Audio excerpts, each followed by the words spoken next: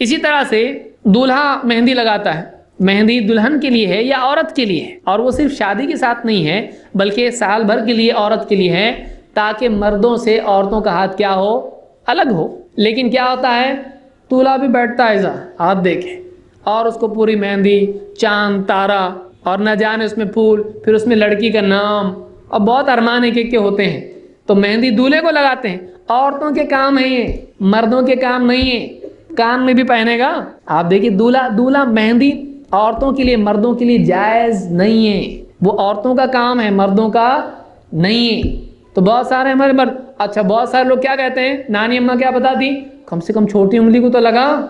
چھوٹی انگلی کو لگا، ایک انگلی کو لگا، ارے نہیں لگایا تو کیسا شادی ہے نا تیری، تو ایک چھوٹی انگلی کو تو لگا۔ تو یہ کون سا طریقہ، یہ فرض ہے کوئی، کیا مطلب اسلام میں ہے، قرآن میں آیا کہ دولہا مہندی لگائے، کہاں سے؟ وہ عورتوں کا کام ہے مہندی لگانا، مردوں کا نہیں۔ ہاں مہندی لگانا ہے تو کہاں لگائے، کب لگائے؟ جب اس کی عمر بہت ہو جائے اور بال سفید ہونے لگے تب لگا، سر میں لگا۔ شادی کے دن ہاتھ میں لگانا عجیب دکھائی دیتا، دولہا دلہن وہاں پہ مہندی لگائی ہوئی، دولہا یہاں پہ مہندی لال ہاتھ لے کے سائن کر رہا ہے، کتنا خراب لگتا ہے۔ دولہا مہندی لگائے، آدمی ہے اللہ کے بندے، تو عورتوں کے کام کر رہا ہے، بالکل نہیں کرنا چاہیے، تو مہندی نہیں لگانا چاہیے۔ اللہ کے نبی صلی اللہ علیہ وسلم کے بارے میں صحابی کہتے ہیں عبداللہ بن عباس، لعن رسول اللہ صلی اللہ علیہ وسلم المتشبہین من الرجال بالنساء والمتشبہات من النساء بالرجال، بخاری کی حدیث ہے کہ اللہ کے نبی صلی اللہ علیہ وسلم نے ان مردوں پر لعنت کی ہے جو عورتوں کی طرح طور طریقے اپناتے ہیں، عورتوں کی چیزیں اپناتے ہیں، اور ان عورتوں پر لعنت کی ہیں جو مردوں کی طریقے اپناتے ہیں۔ تو مہندی لگانا کس کا طریقہ ہے؟ عورتوں کا، وہ عورتوں کے لیے ہے، مردوں کے لیے نہیں ہے۔ لہٰذا نکاح میں مردوں نے مہندی، اور نکاح کے بعد بھی نہیں، نکاح یا اس کے علاوہ مردوں نے مہندی نہیں لگانا چاہیے۔ اور بھی چیزیں نکاح کے دن دیکھیے، مہندی تو مہندی، وہ ایک یہ آتا ہے کٹار، اس میں ایک قسم کا جو ہے اس طرح سے ہاتھ میں پکڑا ہوتا ہے، اور منی تلوار ہوتی ہے وہ،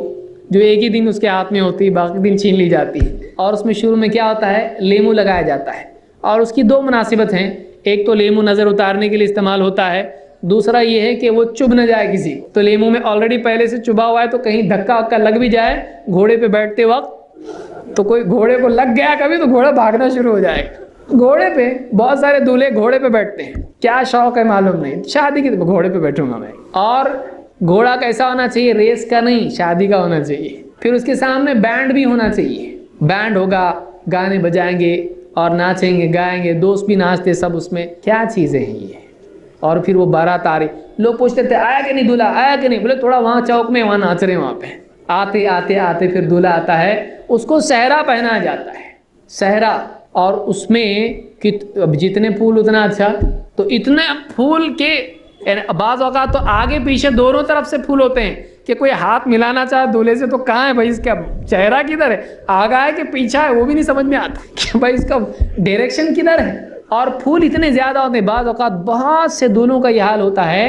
کہ خوشبو کی وجہ سے اتنی، میکسیمم زندگی میں کبھی اتنی خوشبو دیکھا نہیں اس نے، تو اتنی خوشبو ہو جاتی ہے کہ اس خوشبو کی وجہ سے وہ،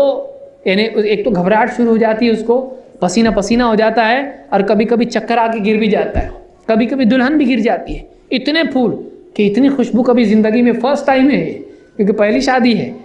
تو پہلی مرتبہ اتنی خوشبو، تو ایک دم آدمی کو چکر بھی آ جاتا ہے۔ تو یہ بھی ایک رسم ہے جو اسلامی نکاح کے خلاف ہے۔ اسی طرح سے ناچ گانے ہیں، ناچ گانے بھی اسلام میں جائز نہیں ہے۔ میوزک لگانا، اور شادی کے دن بہت سارے لوگ یہ سمجھتے ہیں کہ قوالی بجانا غیر اسلامی نہیں ہے، قوالی بھی غیر اسلامی ہے، غزل بھی غیر اسلامی، بولے غزل ہے، کوئی زیادہ سیریس گانے نہیں ہے، غزل بھی غلط ہے۔ میوزک اسلام میں جائز نہیں ہے، چاہے وہ بینڈ باجے کی صورت میں ہو، چاہے وہ بڑے بڑے جو ہے ڈیک لگا کے لوگ اس پہ ناچے گائیں، یہ سب کا سب اسلام میں منع ہے، ناچ گانا اسلام میں منع ہے۔ دولہے کا سونا پہننا بھی جائز نہیں ہے، سونے کی انگوٹھی چاہیے، آدمی کے لیے سونا پہننا جائز نہیں ہے، اس لیے دولہے والے بہت سارے مانگتے ہیں دولہے کو سونے کی چین چاہیے، سونے کی انگوٹھی چاہیے۔ اللہ کے نبی صلی اللہ علیہ وسلم نے ایک مرتبہ سونا اور ریشم ہاتھ میں لیا ممبر پر، اور آپ نے کہا ان ھذین حرام علی ذکور امتی،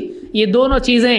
سونا اور ریشم میری امت کے مردوں پر حرام ہیں، تو اس امت کے مرد نہ سونا پہن سکتے ہیں نہ ریشم پہن سکتے ہیں، یہ دونوں چیزیں حرام ہیں۔ یہ ابو داؤد کی روایت ہے۔